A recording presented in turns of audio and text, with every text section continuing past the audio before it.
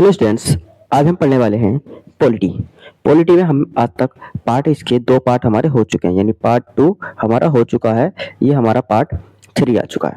तो पार्ट 3 में हम क्या पढ़ने वाले हैं, हम इसमें पढ़ने वाले हैं अनुच्छेद 12 से 18 तक। ठीक है, अनुच्छेद 12 से 18 तक हम आज पढ़ेंगे इसमें। तो सबसे पहले क्या है, भारतीय संविधान के महत्वपूर्ण अनुच्छेद। अब जो हम महत्वपूर्ण अनुच्छेद हैं उन पर चलते हैं। तो सबसे पहले आ जाता है अनुच्छेद 12। अनुच्छेद 12 में क्या है, राज्य की परिभाषा दी गई है। क्या दी गई है? राज्य की परिभाषा दी गई है अनुच्छेद 12 में। क्या परिभाषा दी गई है? राज्य की परिभाषा में सरकार, संसद, राज्य विधानमंडल और अन्य सभी स्थानीय अथवा सरकारी निकाय शामिल हैं। ठीक है, ये सारे के सारे किसमें शामिल हैं? राज्य में। ठीक, उसके बाद में क्वेश्चन कैसे आया था इससे, जो प्रीवियस ईयर क्वेश्चन है यानी कि PYQ जो इसका आया हुआ वो क्या आया था, राज्य की परिभाषा किस अनुच्छेद में? तो राज्य की परिभाषा किस अनुच्छेद में थी? तो अनुच्छेद हमारे 12 में राज्य की परिभाषा है। अगला देखो इसमें क्या है, अनुच्छेद जो हमारा 13 है, अनुच्छेद 13 मौलिक अधिकारों का उल्लंघन, यानी मौलिक अधिकारों का उल्लंघन किसमें बोला गया? अनुच्छेद 13 में बोला गया है। क्या बोला गया है?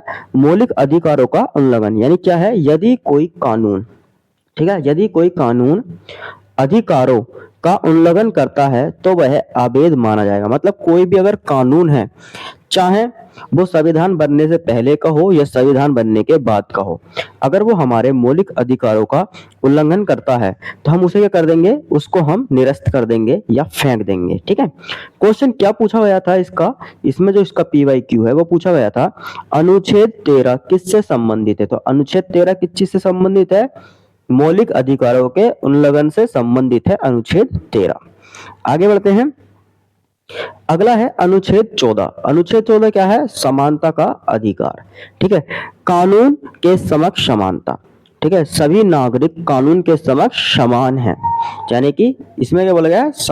समानता का अधिकार, यानी हर चीज चाहे समान है। परीक्षा में क्वेश्चन कैसा आया था इसका, यानी कि इसका PYQ कैसा आया था कि इक्वालिटी बिफोर लॉ किस अनुच्छेद में, किस अनुच्छेद से संबंधित है? वो किससे संबंधित है?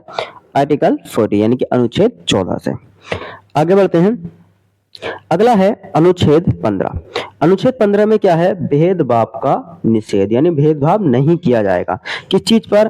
धर्म के नाम पर, जाति के नाम पर, लिंग के नाम पर, जन्म स्थान के नाम पर कोई भेदभाव नहीं किया जाएगा। ये किस अनुच्छेद में दे रखा है? तो ये अनुच्छेद 15 में दे रखा है, जैसा आप इस पिक्चर में देख सकते हैं। अगला क्वेश्चन है अनुच्छेद 16, समान रोजगार का अधिकार। जो हमारी सरकारी नौकरियां हैं इसमें क्या होगा, किसी भी व्यक्ति के साथ में कोई भेदभाव नहीं होगा, इन्हें समान अधिकार से नौकरियां मिलेंगी।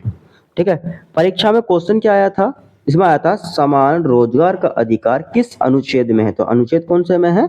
16 में। आइए आगे बढ़ते हैं, अगला है अनुच्छेद 17। देखो अनुच्छेद 17 में क्या दे रखा है? अनुच्छेद 17 में दे रखा है अस्पृश्यता का अंत, यानी कि इसमें बताया गया है कि अस्पृश्यता का उन्मूलन, यानी अस्पृश्यता को क्या कर देगा? समाप्त कर जाएगा, अस्पृश्यता नहीं की जाएगी। ठीक है, दंडनीय अपराध, इस चीज को क्या माना गया? दंडनीय अपराध माना गया। अगर तुम किसी के साथ में अस्पृश्यता, मतलब कहते हो ना छुआछूत, कि हम इसका छुआछूत नहीं खाएंगे, तो वो खबर क्या है? दंड एक। अब क्या है परीक्षा में प्रश्न, परीक्षा में प्रश्न क्या है कि अस्पृश्यता का उन्मूलन किस अनुच्छेद में किया गया? तो कौन से में किया गया? अनुच्छेद 17 में किया गया।